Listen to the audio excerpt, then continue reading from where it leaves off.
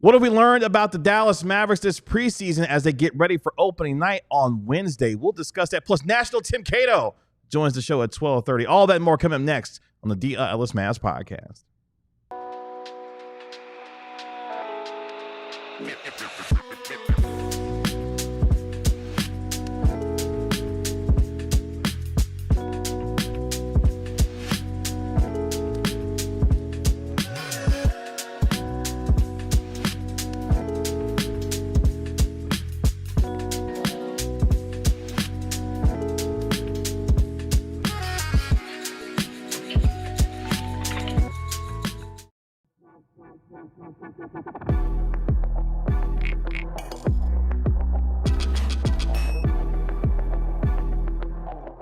Hey, what's up, DLLS Mavs Nation? It's the DLLS Mavs podcast powered by Michelob Ultra. Cheer on your team with Michelob Ultra at 2.6 carbs and 95 calories. It's a superior smooth taste worth playing for. Michelob Ultra, official beer sponsor of the NBA. Kevin Gray alongside our DLLS Mavs beat writer Ryan Nembhard Jr. and our Mavericks analyst Bobby Carrillo. We are DLLS Mavs, your favorite guys, coming your favorite team. Just 5 days away from opening night against the San Antonio Spurs. What did we learn about your Dallas Mavericks this preseason? Plus, National Tim Alert. Tim Cato, our ALLCITY National Tim. He's trying to take his job back. I'm sorry, everybody, but I won't allow it. I won't allow it. Cut the tension with a knife in here. That's right. That's right. That'll be our first introduction for Tim and Ron here on the DLLS Mavs podcast. Tim will join us at 12:30 here to get us ready for the entirety of the NBA season, plus a little Dallas Mavericks talk. But, gentlemen, how are we on this fantastic Friday? Ron Nembhard Jr., how are we? I'm doing good, but I mean, Bobby rode in first class. I'm really kind of want to hear his experience. Yeah, it's tough to be back where, you know, where all the common folk are. Yeah. Oh, wow. It was great being in seat 1F on the plane yesterday, although I didn't really get to maximize my experience because I spent most of the flight in like that in-between state of being awake and asleep. Like not totally asleep, but definitely not awake. Using a comfy chair to do it anyway, though. A lot of leg space. Yeah, I was resting my head against the plane, just kind of bouncing back and forth. Felt kind of like Trayvon Diggs for a little bit. Yikes. Yikes. See, we're already finishing each other's phrases and sentences already. See there? Big yikes show. Yeah, big yikes show. For sure. Ron, are you so I think on the last couple shows you were not wearing glasses. Are you a glasses and contact wearer? Definitely glasses and contacts. Okay. I've been contacts the last couple of shows, but today, since I've already gone to the gym this morning, I just go glasses for the rest of the day. Subtle flex. Yeah, Right, you went to the gym. Exactly. Cool. All right. That works out. Already That's great. been to the Nothing gym. crazy. Already Nothing being like crazy. Tim. Nothing crazy. Tim would like to do Hit that. 245 on the bench Tim like today. to- Nothing crazy. All right, yeah. All Wow. right, let's change the subject. But what do you say, like percentage glasses to contacts? Oh, I'm gonna go 60% glasses, probably Okay. 40 contacts. Wow. Okay. KG, do you ever wear contacts? Or are you always I do glasses? not. I discovered that my hands are a little too big. Pause. And I decided not to do the whole contacts Okay. thing. Do you get freaked out? I do, yeah. That's right. No. He needs to match the rest of us. Proud That's right. contact wearer here. So, Proud. yeah, I could not do the contacts. So it's 100% glasses for me all the time. The only time contacts suck is whenever you think you have one in and you go to take it out and you realize there's no contact. I'm just intentionally just touching scratching my cornea, eye, like with scratching force. cornea. Yeah. Yeah, not fun. Shout out to our MVP Tanner. Tanner, how are we feeling on this fantastic Friday? I'm great. I'm kind of caught up on sleep a tiny bit. I slept a lot yesterday. Same. Same. Yeah. You look great. Same. Thank you. Appreciate it. Yeah, definitely caught up on sleep because we are back from Las Vegas after the Mavericks took out the Lakers in their preseason finale. Mavericks finished their preseason 3-1. That means it is time for regular season basketball, which will happen on Wednesday at the American Airlines Center, where the Mavericks open up their season with 5 straight home games, the first of which will take place against Victor Wembanyama, Dylan Harper, and the San Antonio Spurs, as the Mavericks, who are on the practice floor today, continue their preparations for the regular season. So the question is, gentlemen, Ron, I'll start with you. What did we learn from the 4 preseason games and training camp that the Dallas Mavericks had in preparation for this season? Well, one thing I'm a little scared about is the shooting. Because the Mavericks kind of haven't shown that the shooting has been a lot better since last season, it kind of makes me a little nervous that they might be a bottom 5 3-point shooting team. And if the defense isn't going to be like top 3, it can get to some really, really ugly basketball. But We saw teams similar in the same division, like the Houston Rockets, do a similar thing last year and still have some success. So it doesn't mean that they can't have success, but it is makes me a little nervous. What'd you learn, Bobby? It's tough to say between learn and like confirm because, again, before preseason, we were thinking, man, they could just beat the brakes off bad teams.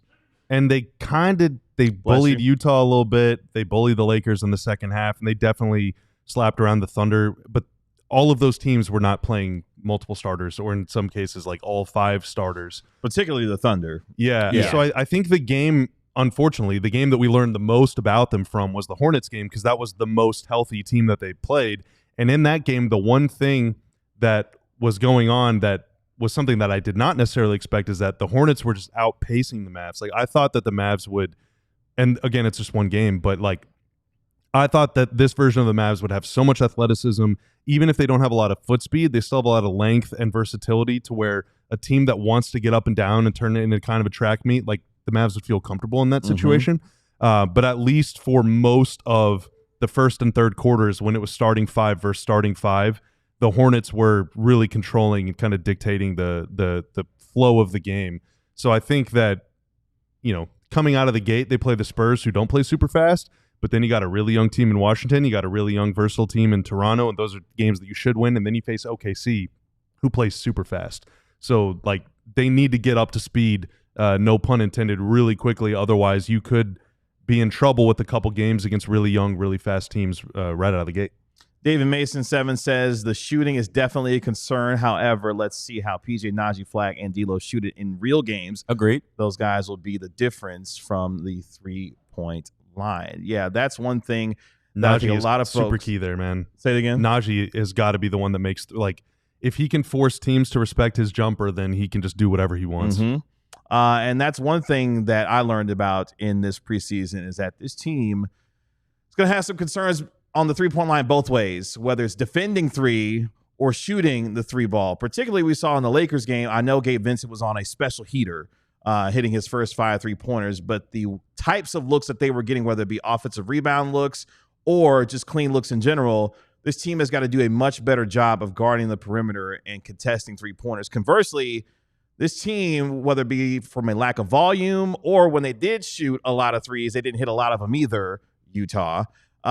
This team is going to have some real concerns shooting the 3 ball. Particularly, Klay Thompson was not great from the 3-point line. I know he had the game where he hit 4 threes. I believe that was against Charlotte in the preseason. But outside of that, this team did not shoot the ball well from the 3-point line. And the math game is going to be tough for them because teams that can shoot the ball consistently from distance are going to have pretty good success initially, it feels like, against Dallas. But we'll see more and more as we get into the regular season how that perimeter defense improves. But this team could have a math problem because I don't know if you guys heard 3 is worth more than 2. And teams are going to try to do a lot of that. Can I ask you guys a question? Sure. Please. So I don't want to spoil it, but the next segment is some burning questions that KG has for us. But I want to ask y'all, who was the MVP of the preseason for the Mavs? Who were you most impressed by? Derek Lively II. Ooh. I'm going to go Ryan Nembhard. The agendas are so strong. It is. Let's go.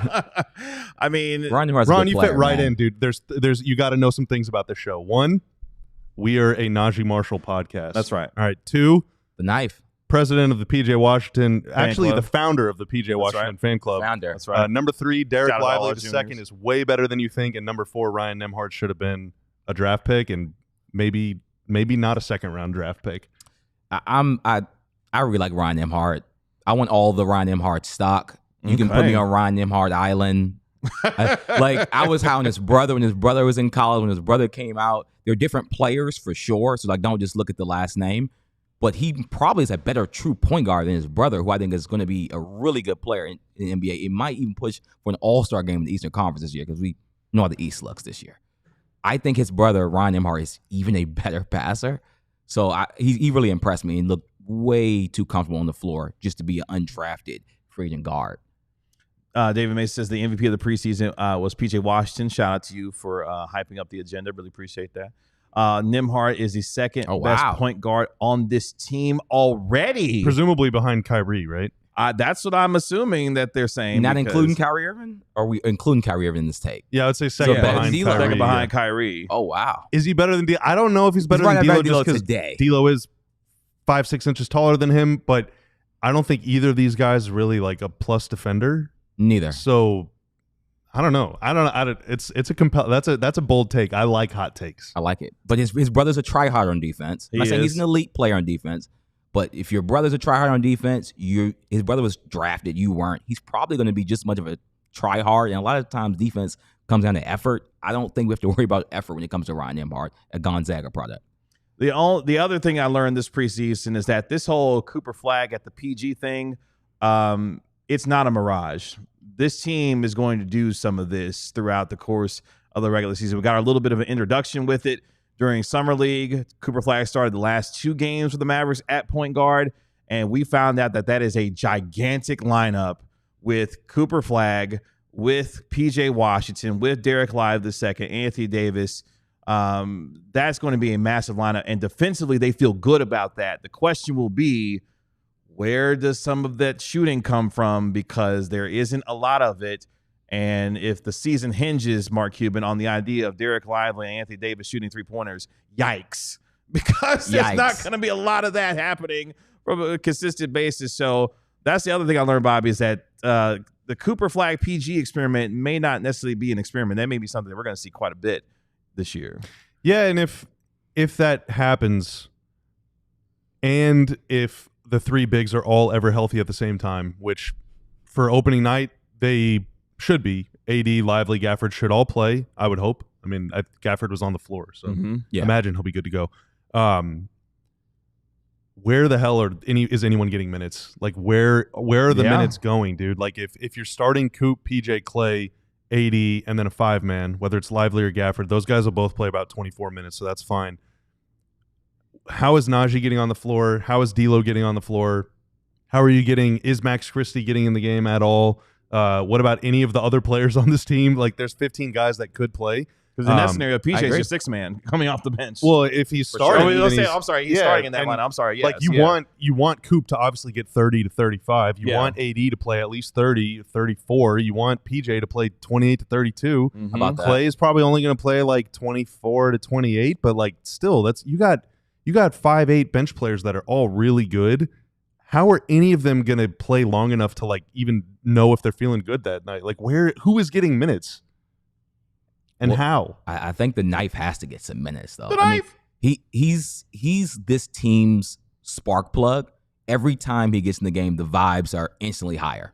If you watch the Mavericks, you see when he gets in the game, when he gets to the lane, he kind of has like he's like a more controlled Lance Stevenson, where the vibes and the energy is so much higher, but he's not like tanking the team's offense just by like ISOing every play. And he's not the head case of Lance Stevenson either. Yes, he's not the head case Lance Stevenson is. And he's just a great cutter. Cooper Flagg is good at passing to cutters. We understand Derek Lively, especially as a center, is probably around that 80th, 90th percentile as like a short roll passer. I think it should be really fun to see kind of Najee Marshall do his thing. So I hope at least he's getting some minutes.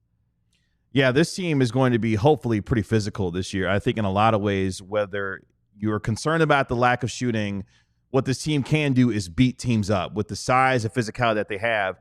We saw what the Houston Rockets did last year. Their best offense was throw the ball up against the rim, go get the offensive rebound, and punish teams with physicality all season long. Yes, there were concerns about their ability to shoot consistently from the three-point line, but they were very physical. The Golden State Warriors found that out in that first-round series on how scary that could be to deal with a team as physical as the Houston Rockets were. So I'm expecting this team to beat up teams a lot. The second units of this group to really take it to the second units of other teams throughout the course of the year. And if that is the case, we'll see how that continues to play itself out. But I expect a very physical Mavericks team this year to beat up on teams because that's their superpower. They're big, they're physical, and they're strong, and they should use that to their advantage quite a bit when it comes to bully ball. But what you don't want to do, to circle back to the thing at the start of this segment, is if you are going to be the big physical bully ball team, what do they say? You're a boxing guy. If a dude's just big, hulking, that means he's kind of slow. What do you want to do? Like, you're tempted to stay away from them because you're afraid, but no, you got to get inside those guys and just be quick. Yeah. And then get out. Like, what the Mavs can't do is struggle against fast-paced teams with a lot of guards, with a lot of foot speed on the floor and quickness, because there are a lot of those teams. And again, another one in that homestand, Indiana, like 4 of your first 5 games are against teams that want to get up and down. Yeah, they do. And so we're going to learn a lot about, bully ball versus whatever the opposite of it is. Let's take our first break here on the DLLS Mavs podcast. When we come back, I got some burning questions from my guys, including this one when it comes to Bobby Carella's GOAT on the Dallas Mavericks. We do all that and more. Dirk Nowitzki? Coming up next. But I want to tell you about Prize Picks. This episode is brought to you by Prize Picks. You and I make decisions every day, but on Prize Picks, being right can get you paid. In fact, you don't want to miss any of the excitement this season on Prize Picks, where it's good to be right. Look, all you need to do is pick more or less on 2 to 6 player stats and projections. If you get your picks right, you can cash in. It's the best way to get action on sports in more than 40 plus states, including California, Texas, and Georgia as well. They also offer injury reboots, so if any of your players leaves the game in the first half and doesn't return, Prize Picks won't count it as a loss. So you need to download the Prize Picks app today. Use code DLLS to get $50 in lineups after you play your first $5 lineup. That's code DLLS to get $50 in lineups after you play your first $5 lineup. With Prize Picks, it's good to be right. Ja'Cory Krosky Merritt. More than. Oh, wow. You're talking about the Cowboys and Commanders? More than. Wow. Michelob Ultra. All right, Michelob Ultra helped get us all through our trip to Las Vegas. Me in particular, I had a great time sipping on Michelob Ultra, enjoying the delicious taste of victory, both after that Mavs thumping of the Jazz and the Mavs trouncing of the LA Lakers. And that taste of victory deserves something equally superior. Cheer on your team, whether it's the Mavs or the Cowboys or whoever, with Michelob Ultra, just 2.6 carbs and 95 calories. It's a superior smooth taste worth playing for. Michelob Ultra is the official beer sponsor of the NBA. It's also the official beer sponsor and the official sponsor in general of the DLLS Mavs podcast. And so whether you agree with our takes or not, just know Michelob Ultra agrees with us and we agree with Michelob Ultra. So get on board. Become superior. No matter what you're playing for, make it superior. Again, just 2.6 carbs and 95 calories. And that is a superior taste worth playing for. Michelob Ultra, the official beer sponsor of the NBA.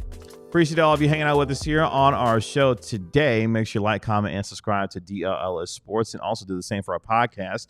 Wherever you get your podcasts for free, just search DLLS Mavs, give it a 5-star rating, and write a review for it while you're there. Coming up in 12 minutes, our guy Tim Cato going to be joining us here to get us ready for the NBA season, as our ALLCITY national NBA reporter Tim Cato joins us here on the DLLS Mavs podcast. Before we get there, though, I got some burning questions for you and my guys here on set today, as we are just 5 days away Already sweating from the regular season, where the Mavericks will open up a 5-game homestand against the San Antonio Spurs on Wednesday evening. Our pregame show here will begin at 7:45 p.m. That tip-off will be at 8:30 p.m. at the American Airlines Center. Let's get into it. Our burning questions for today. You can play along as well to answer them, and we'll answer them here on the show today. Question number 1, Ron Harrod Jr., fellow junior on the set. Yes, sir. Which Maverick are you least concerned about heading into opening night? Which Maverick are you least concerned about heading into Wednesday? I'm least concerned about Max Christie. I understand that he's struggled from 3 of 12 in the preseason so far. Overall, I think he'll pick up the pace. I think he'll shoot better in the regular season. But if he does not, me and all the Mavericks fans will have very sad faces, because if he does not shoot well, and he's presumably going to be one of your top 3 shooters on this team, especially before Kyrie Irving comes back, it's going to be a very sad season. So I hope Max Christie picks it up, but I do expect him to pick up the 3-point shooting, because he shot over 35% throughout his career. I think that, Coop obviously is going to be very good, but I don't know what position he's going to play. Derek Lively, one of the best big men in the NBA, but we need him to be ringing the bell all the time with Tanner. The player I'm least concerned about is Kevin's hero, Kevin's leader, PJ Washington. Okay. He looked pretty good basically in every single game. He still does the thing where he just dribbles it off his leg every now and then, but that's just part of the PJ experience. We don't worry about that. Yeah, that's right. That's in the bag. But to me, it does not matter at all if he starts or comes off the bench. If he plays 3, 4, small ball 5, if he's guarding big dudes, guarding little dudes, Like you can just count on him to do the 13 points and 7 rebounds every single game, no matter how much he plays, no matter what position he plays. Like, he is just so rock solid. And, on a team that has so many other question marks, both game-to-game consistency, decision-making, shooting, health, availability, all these things, like, you never have to worry about PJ at all, and that is a beautiful thing. PDT 3 times says, least worry about Jason Kidd. He will figure it out. He's got an interesting job. To that point, real quick, he's got a real interesting job because not only is he managing the amount of guys that are on the team, you guys have talked about the depth that's on this roster. He's got an all-star staff that he's got to manage too. He's got Frank Vogel, Phil Handy, Jay Triano, Mike Pember. He's got a tremendous staff that he's going to manage all season long as well. So the input from those gentlemen and how he's able to use that information is going to be something that I think will go a little bit underrated when it comes to the discussion of Jason Kidd, who just received, of course, a new contract extension as reported by our very own Mark Stein. The Maverick I'm least concerned about, it's the rookie for me. It's Cooper Flagg. We've seen enough from him in 4 preseason games, whether he's playing point guard, whether he's playing point forward, whether he's playing defense, whether he's on offense. Yes, there were some shooting concerns at times, but to me, he's going to have his ups and downs at times during the regular season. But for him, I'm not concerned because he'll find a way to impact the game. One of the things I liked most about what he did against Oklahoma City, when shots were falling, he was finding other ways to impact the game and stay connected in that game. And you saw him stuffing the stat sheet. So whether it's rebounding, whether it's playing on defense, whether it's blocking shots, finding guys in terms of his passing, Cooper Flagg is going to find ways to put his imprint on basketball games all year long and hopefully impact winning at a high level for this team. So he's the one I'm least concerned about because a kid can play. I think when did we do the prize picks, like predict the stat line thing? Was that before, the Charlotte game? Okay, so we've had 3 games since then. I believe for safety, we both took less than 16.7 points per game for a season average. But we have 3 new games and a new person on here. Yeah. KG, are you willing to take the more than, or do you still want to play it safe? And then Ron, 16.7 points per game for Cooper. Are you taking more than or less than? I think I'm going to have to take less than because I just think he'll be relied on not just as a scorer. I think his defensive load is probably going to be just as high as anyone on the team who he'll be asked to guard because he's pretty athletic and he has huge wingspan. I think it's going to take a lot out of him, even though he has young legs. He's 18. But I think that will affect some of the offensive game. I'll still stick with the less than on that. All right, we got 2 cowards. Tanner. Wow. Are you going to make it 3 or are you going to take more? Wow. What was the stat line? Tanner's not even listening. 16.7 points per game for Cooper. It's okay. Let's go more. Let's go, Tanner. Okay. Tanner. Do it. Let's go, Tanner. All right, I'm taking less than 2. After all that, he's still taking I just needed someone to say the Someone opposite. has courage. I got Let's it. do it. About to say, sounds like Bobby's degenerate ways of rubbing off on Well, Tanner. we just saw him in getting greedy. in the Hornets game. I think he scored 10 points in a quarter. Like, he's running the floor, just doing stuff in the Utah game. Like, he'll have some outbursts this year. To me, Yeah, it's like- the easy buckets too. Like it's all D'Angelo Russell. Can D'Angelo Russell get Cooper Flagg easy buckets? If so, he can average 20 points per game. If Cooper Flagg has to create all of his buckets as a rookie, I mean, this is unheard of. That is Essentially, tough. I mean, Yeah. I was in San Antonio when Wemby was there. It was very tough when Wemby did not have a Chris Paul to throw him the ball. He had to create all of his shots. And they're both, some of the most talented rookies over the last decade. It's very, very tough. We talked about Blake Griffin. Blake Griffin had Chris Paul. Blake Griffin has had different point guards to be able to get him the ball. Now, if D'Lo can do that, and I think D'Lo is a good passer, if D'Lo can get him the ball, then he can go over. But if D'Lo struggles to shoot the ball, if he's not guarding, if he's not doing the other things, Jason Kidd's like, hey, get the heck off the court, then Cooper Flagg could struggle a little bit on offense. Burning question number 2, gentlemen. Bobby, I'll start with you on this one. Which Maverick are you most concerned about heading into opening night on Wednesday? Most concerned about? Who scared you? My default answer, I think, is Derek Lively II because he's very good and very precious, and I'm just afraid he's not going to play 60 games. Oh, Okay. But based on play, based on what I saw, I'm going to end up eating this so soon, I think, but I'm kind of concerned about Clay. We really do have the same brain. Yeah, just not showing a lot of juice off the dribble, and he's missing 3. And look, like 3-point shooters, you're going to make them miss. That it is what it is. But defensively, I think if I'm going to have a guy on the floor that is just going to shoot threes, I want that guy to be able to defend at like a Dorian Finney-Smith level, you know, and Klay just isn't that guy anymore. And so they need Klay to be a 40 to 45% 3-point shooter, not just he's 2 for 8 and just kind of that's about it. Like you got to be able to contribute in multiple ways if you're going to be a below average shooter. So Klay will figure it out. He's going to be fine, but I don't know if I want him starting if he's not going to be just red hot all the time. Ron, most concerned about as far as the Mavericks are concerned this upcoming season? I think I'm the most concerned and really the most disappointed in Anthony Davis. I came in the pregame show, so I wanted Anthony Davis to dominate the last game. I think he's been good in the preseason. I think he has not been elite in the preseason. I think he's been one of the most doubted players throughout this kind of national NBA talking. I mean, he hasn't been in the top 10 for anyone. Ringer, ESPN, CBS. I thought, maybe this puts a chip on Anthony Davis's shoulder. I think he's been good, but no 30 ball, no 10-board game. He's had blocks, but I've wanted to see him just kind of dominate the game and for Mavs fans to be like, maybe we don't have our guy, but this Anthony Davis guy, he's a really good player. And I feel like he's been, again, just good, but he hasn't shown that he can be an elite player. And I think Anthony Davis has the talent to win a Defensive Player of the Year. And I think in this role as a help defender gives him all the chances to do that. And maybe he just doesn't, have that effort for a preseason game. But I think if he's going to win a Defensive Player of the Year in his career, this would be the season. He still has, young-ish legs. So if it's going to be a season, it should be this year. And he hasn't really shown that. And then he's 3 for 12 from 3. So if he's not going to shoot the ball well, and you're not going to be basically the best defender in the NBA, it's a little scary for me. Of course, Anthony Davis has a 3-year, $175 million contract extension that kicks in this year. So the clock on that extension already about to tick. Last one here in our burning questions, gentlemen. Bobby, I'll start with you on this one. Has Ryan Nembhard submitted himself as a Mavericks rotational player? Is that a serious question? It is a serious question. The answer is yes. It's not even close. Ryan Nembhard is, dude, we're doing cartwheels on draft night whenever they got the guy. Yeah. Although I think we were off the air by the time it happened. We were off right? the air by the time they officially signed. Yeah, and I was like, we should fire that stream back up and emergency pop pop Ryan some Nembhard Mick Ultras signing. Yes, and just right. have a great night.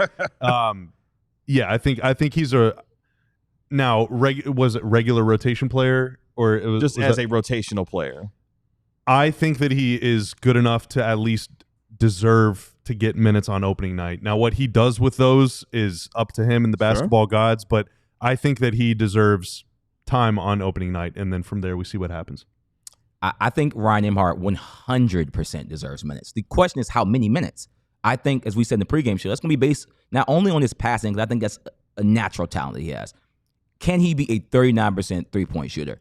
If he can get up 4 threes a game and shoot 39%, not only will he get minutes, he might get closer to that 17-ish minute mark. If you can be the team's best passer and maybe one of their best shooters, even though the defense, as we know, is going to lack, I think he can really get some real minutes. But we'll see if he can shoot the ball that well. He did in his last year at Gonzaga, but throughout his whole college career, he wasn't necessarily an elite shooter. So to me, it's the consistency from beyond the arc. Of course, Nembhard led the nation in assists in his final year at Gonzaga. We know he can run an offense as a traditional point guard and had some really good moments in this preseason running with guys like Anthony Davis, Derek Lively II, P.J. Washington, Cooper Flagg as well. I think he has submitted himself as a rotational player. The question that we've discussed and will continue to discuss all season long is, where the hell are these minutes coming from? We've just talked about the amount of guys that may not have significant minutes this year. If you throw Nembhard into the rotation as well, how many minutes could he credibly get to have the kind of impact that we think he could, given what we saw in the preseason? So the thing for him, though, real quick, is if Coop is playing the wing and not point guard, really the only guy on the team that makes more money than Nembhard, I mean, like Brandon Williams minimum, Dante Exum minimum. The only point guard that makes more money than Nembhard is D'Lo.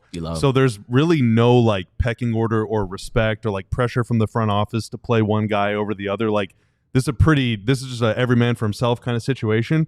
And we also know that J Kidd will absolutely not give minutes to guys that just kind of stink Mm-hmm. if they're on a 1-year deal. So if any of those guys struggle, including Nembhard, J Kid will like Exum after this year could be gone. D'Lo gone. Brandon Williams gone. Like if any of those guys are struggling, J Kid will just say, I'm done. You know, he's done it with a lot of players before that have made a lot more money than those guys. So if Nembhard earns it, then the minutes will be there. Y'all remember, sorry, real quick. And if the minutes exist. Last year I did the 2-way game countdown. That's right. We might have to start that early if Nembhard Nembhard starts getting minutes in like, games. Because, of course, he's on a 2-way, so he's got 50 games. Yeah, So that counter the could countdown start early. as soon as opening night for the product out of Gonzaga. Those are some burning questions here on the DLLS Mavs podcast. Coming up next, National Tim Alert. Our guy, Tim Cato, our All-City National NBA reporter, going to be joining us here to preview the Mavericks upcoming season and what else is happening around the association, including Russ back in the NBA, Sacramento. All that and more coming up next.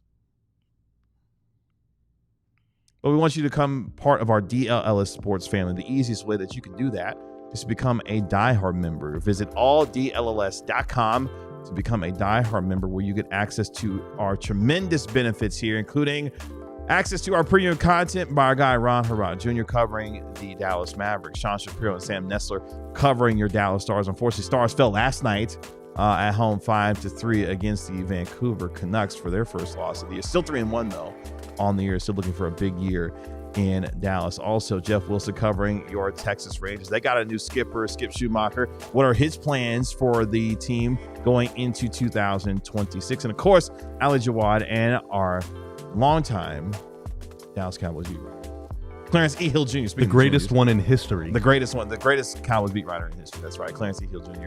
So make sure you scan that QR code that you see on your screen right now, or again, go to alldlls.com to become a diehard member, and you can get access to our member-only Discord as well, where you can chat with us and have a good time. Bobby was in there kicking it with our Discord diehards throughout our time in Las Vegas. So if you want to have access to that, alldlls.com. Check it out today. Let's welcome in he's still our teammate of sorts.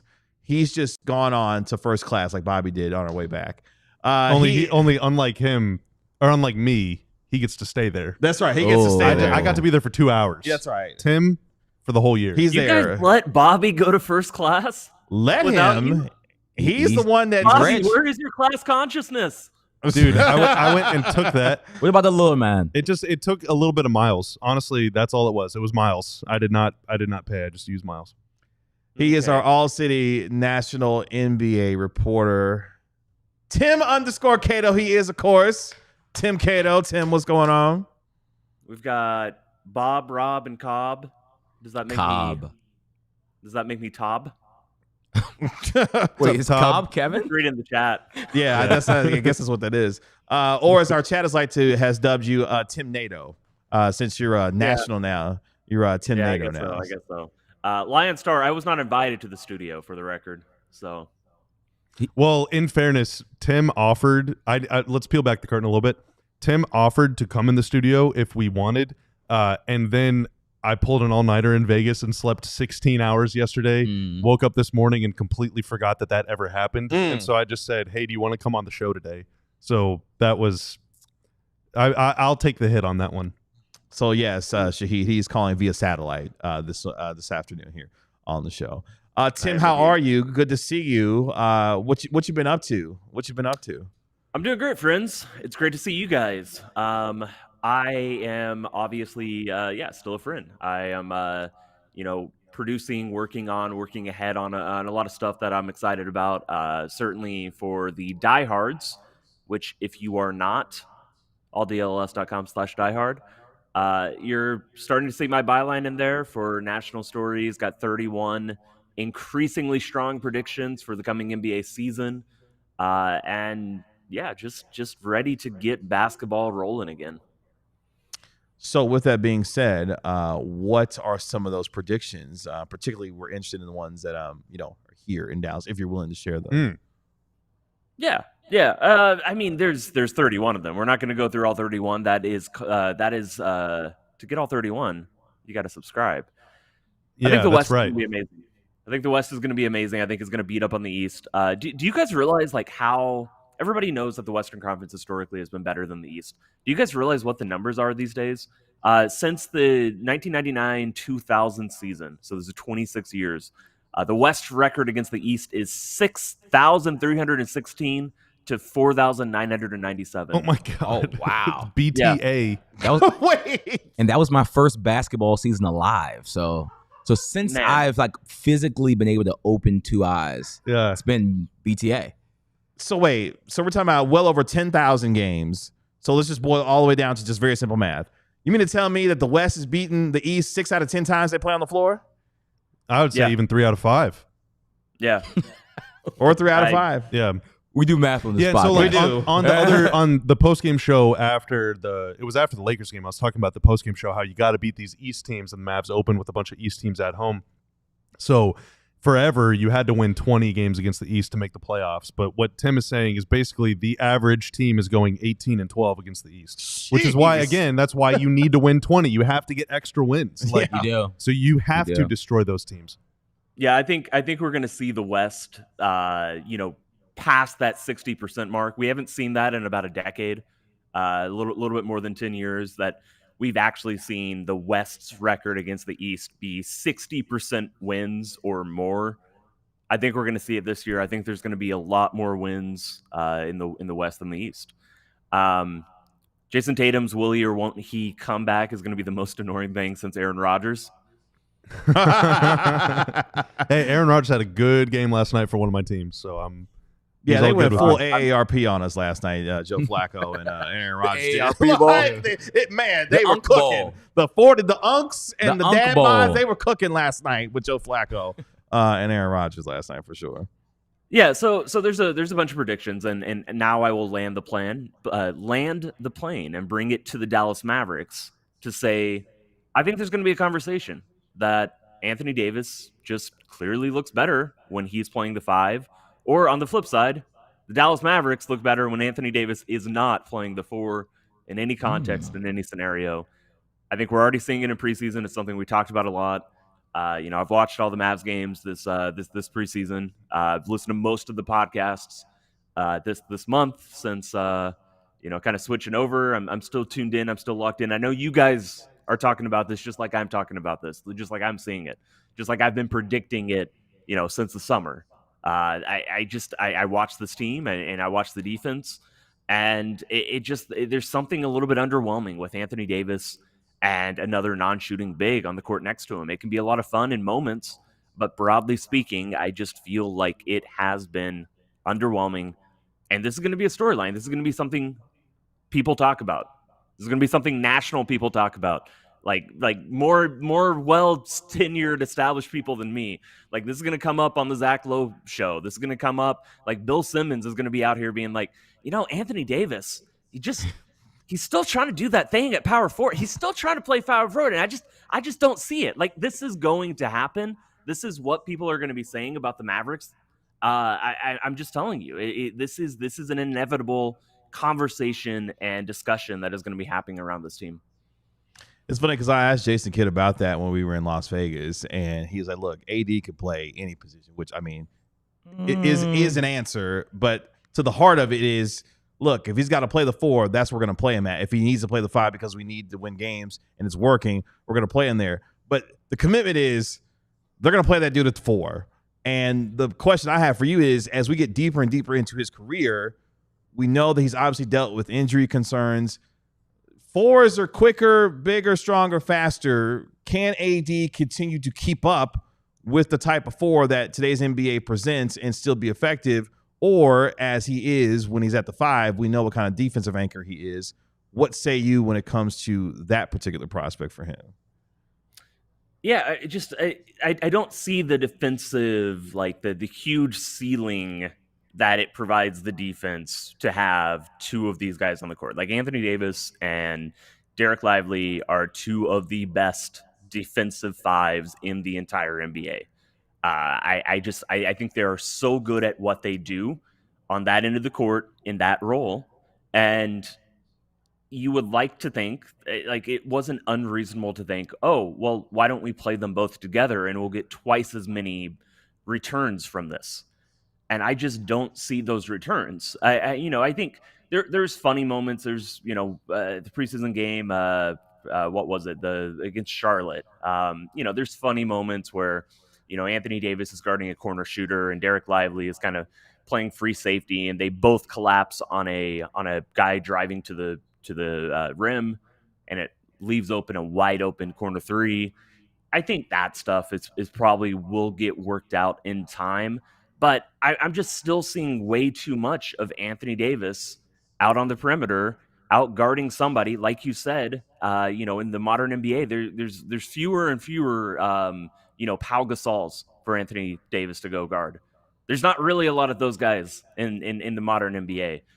It really is increasingly, like Jalen Johnson's, and it is going to be Brandon Miller's. Like, those are the type of players that, increasingly he's going to have to, get down in that defensive stance and try to guard. And I just don't see that huge upside of having Anthony Davis in addition to Derek Lively or Daniel Gafford, like these really good defensive centers. I just don't think you're doubling the defensive impact, the defensive ceiling, the defensive ability when you play both those guys. I'm seeing much more, I'm seeing at least as much drawbacks and as I am seeing benefits. I think situationally it could work, but situationally, you got to have multiple, whatever, the baseball analogy. You got to have a fastball, a changeup, a slider, and a strikeout pitch. Like, you got to have multiple things. And again, right out of the gate, the Mavs are playing a bunch of teams that go small, I guess, with the exception of San Antonio, if Wemby's going to be playing 4 next to a big.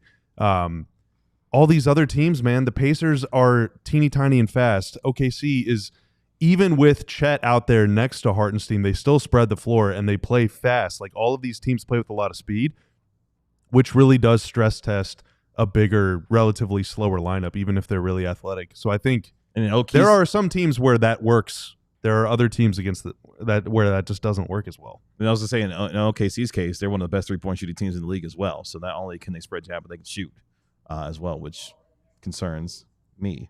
And I see in the comments, somebody said, bro, it's like 3 good power forwards in the league. And I think traditional power forwards maybe, but most teams just play a forward at power forward. Like, Jason Tatum is a power forward in today's NBA. Probably a small forward, quote unquote, 10 years ago. But in today's NBA, your power forward might be your best ball handler. We saw the Celtics sadly win the finals with, kind of as the point forward. So Giannis. Anthony Davis is going to have to. Giannis is a power forward. Again, he's a ball handler. LeBron's a power forward in 2025. Kevin Durant's a power forward in 2025. And just because Anthony Davis is playing the 4, he doesn't have to guard those guys. But increasingly in the as we are in modern NBA, as we are in 2025, there's they want to play him as this free roaming, free safety guy in the middle. Play him on the weakest defender. Who's the weakest? At this point, every you're not finding there's not many Tony Allens out there. There are fewer Tony Allens than ever. Just these guys who cannot shoot, do not affect the offense. And also, you've got Klay Thompson, you've got D'Angelo Russell, you've already got a couple guys in the starting lineup.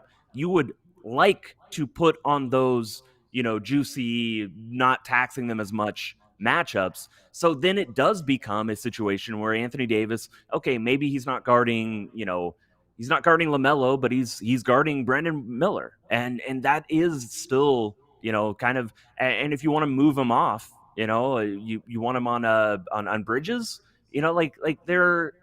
It's just I worry a little bit. I worry a little bit about like the implications. I agree with Bobby. There are some nights it's going to work. There's some nights it's going to be fine. Against bad teams, I think it's perfectly fine. In general, playing Anthony Davis some at the 4 is totally fine. If this is something that he, a oft injured player believes helps him, extend his effectiveness throughout an NBA season, 100% fine with some minutes. The problem is just the setup right now, which is that there is only room for him to play the 4, or there is a desperate need. If Anthony Davis ever starts playing the 5 a little bit when the team's fully healthy, there's a desperate need to move on from one of the centers. That's not a great situation to be in either. I do want to, I was just reading the comments. Somebody says, I feel like we haven't seen AD in a Sabonis-like role. I know we all talked about kind of the offense and maybe him doing that.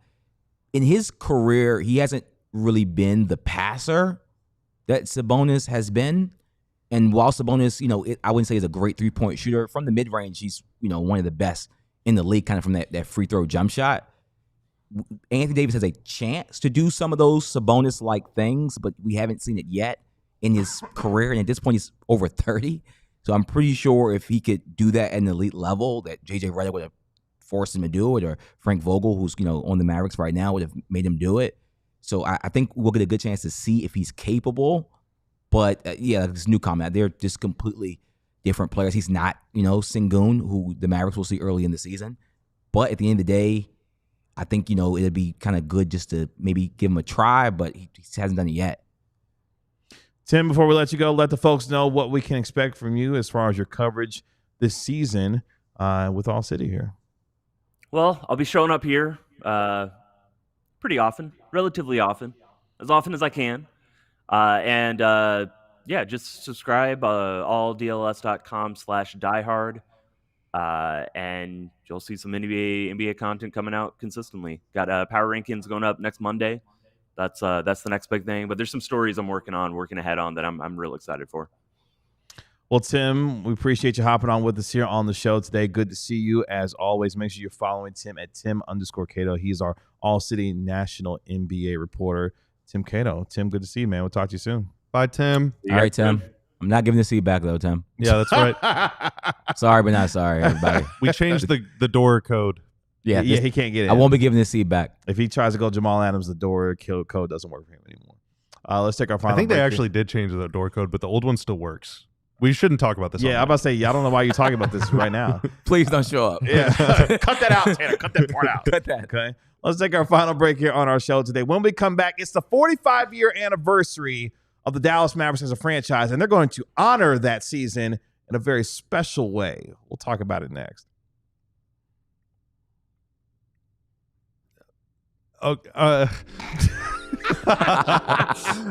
Supporters Club. That's right. So we're actually right after this show, we're filming our video for the Supporters Club this week. If you're a Hall of Fame level member, then you get to see one bonus vid a week. It is our turn to do that.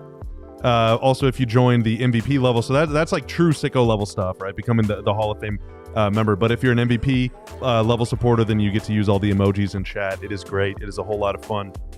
That is another way to support what we're doing here in addition to becoming a diehard. So thank you to every one of you for joining the Supporters Club so far.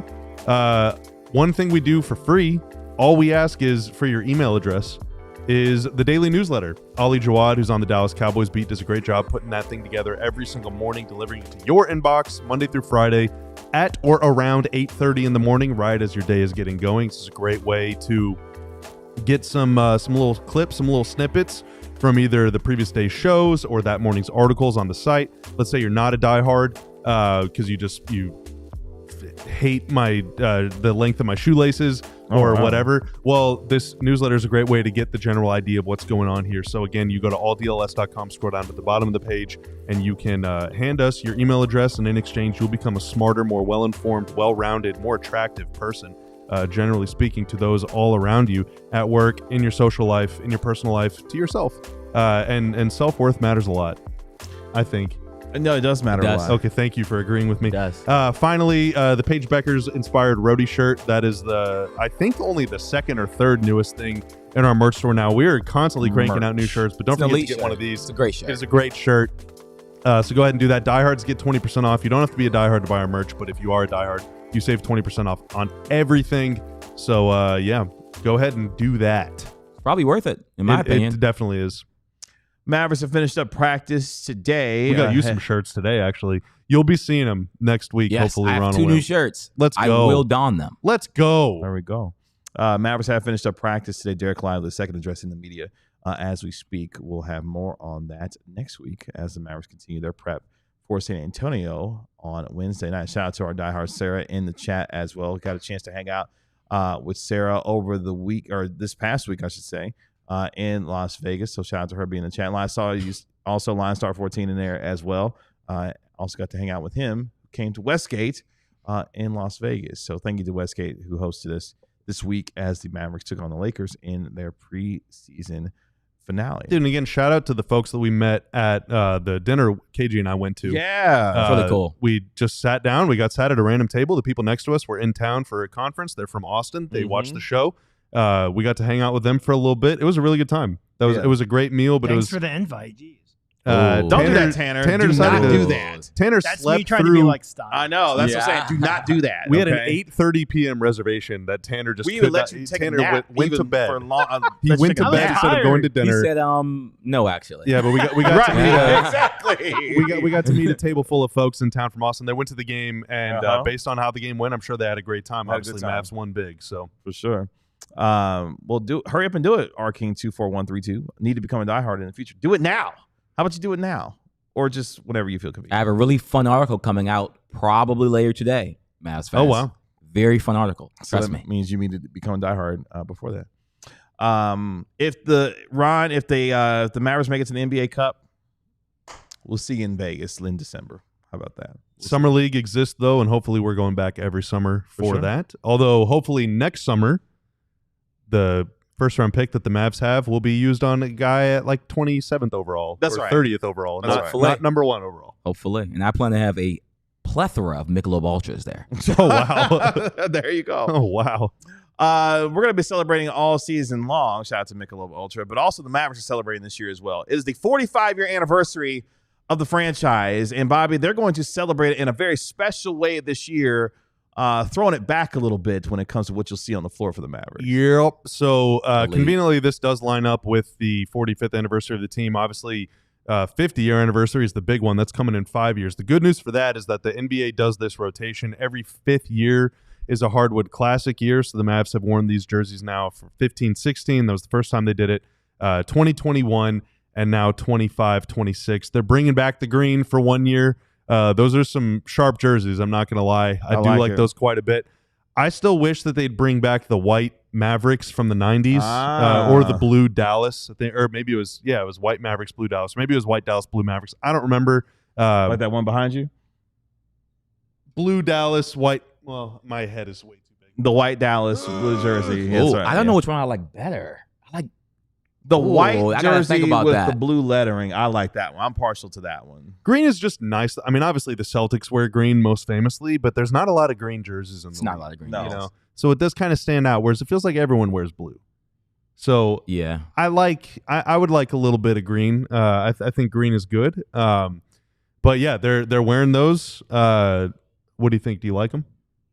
I like the jerseys. As someone that, again, wasn't like alive to witness them like in their time, I think it's really cool to see the classics. And like green is a color that I don't feel like gets enough love. I love when Notre Dame goes to their green alternate looking jersey. I just like when teams you pick the bold color and it works. I think it's really fun. It's been killing in the NFL this year, and I expect it to kill in the NBA as well.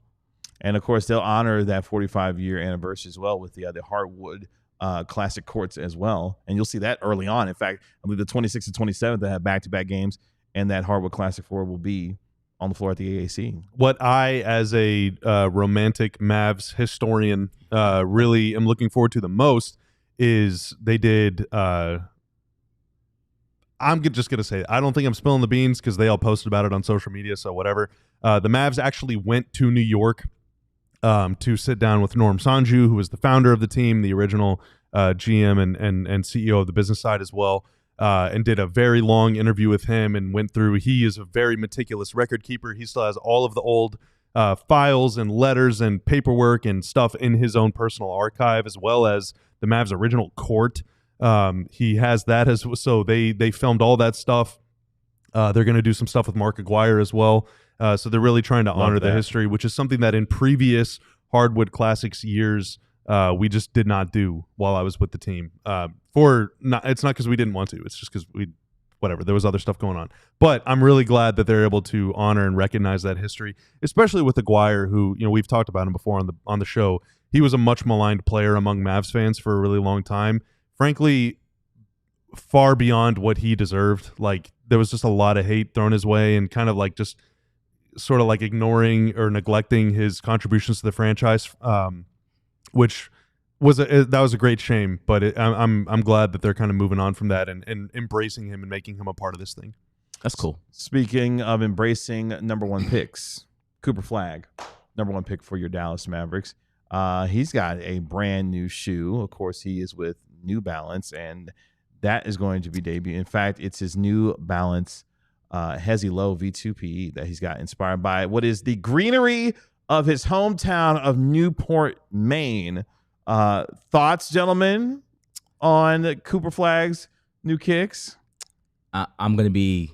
Keep it 100 now. I'm going to be completely honest. I think this is one of the worst debut shoes I've ever seen. Oh, damn. And we have to understand. Damn. And we have to understand, I am from the DMV. I think we've made New Balance like a popular national shoe now. Everyone wears New Balance. I have pictures at 4 years old wearing New Balance. I have 4 New Balance today.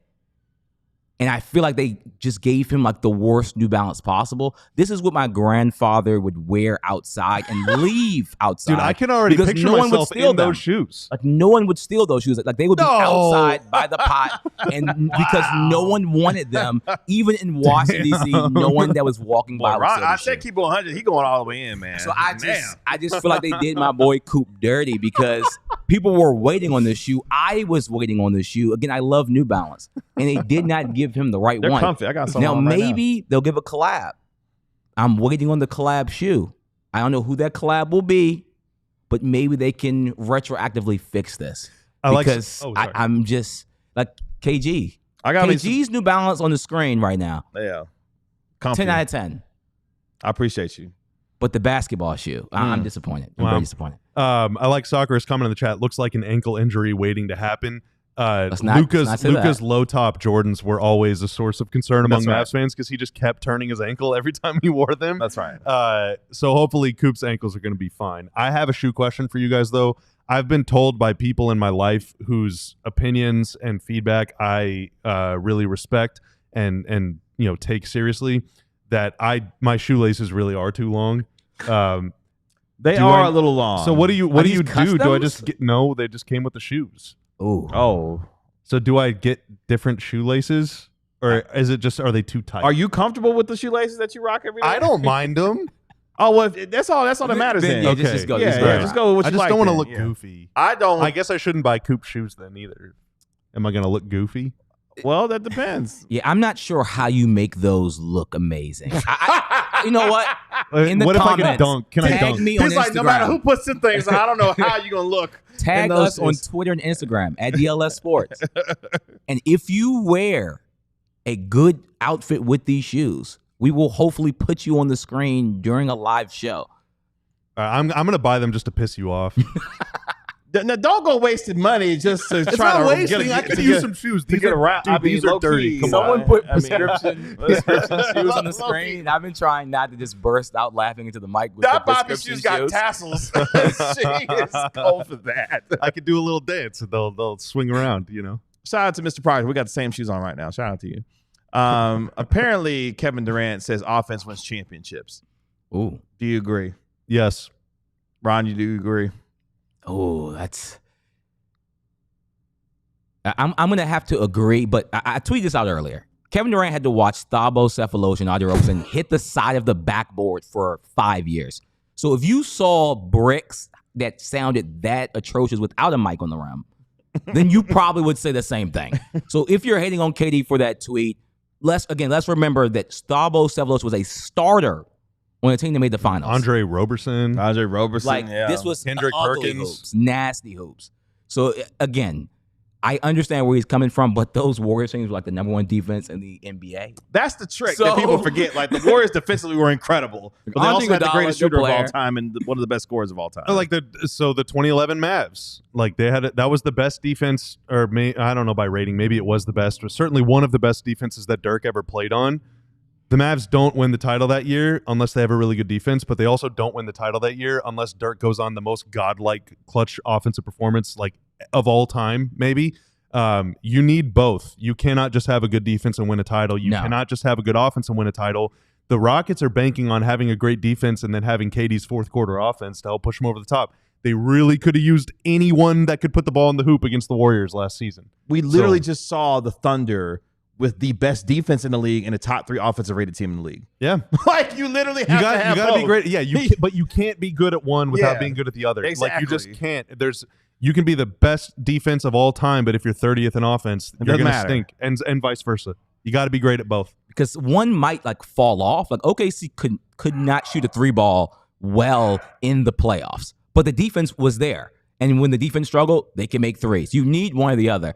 Hopefully Rad's is okay. That was loud. Hopefully Rad's is okay. We'll check on Rad's. In fact, we're going to go right now, so we go check on Rad's. That's me if I see a cricket. Shout out to our guy Tim Cato joining us on the show today. Appreciate our guy Tanner making us look good and sound good as always. Thank you, sir. That is our Mavericks analyst, Bobby Curl. That is our beat writer, Ron Harrod Jr. I'm your host, I'll loosen the laces up. We are DLLS Mavs. We'll talk to you Monday at 12 p.m. right here on DLLS Sports. Y'all have a good weekend. We'll talk to you later. Peace. We all silly like the mayor.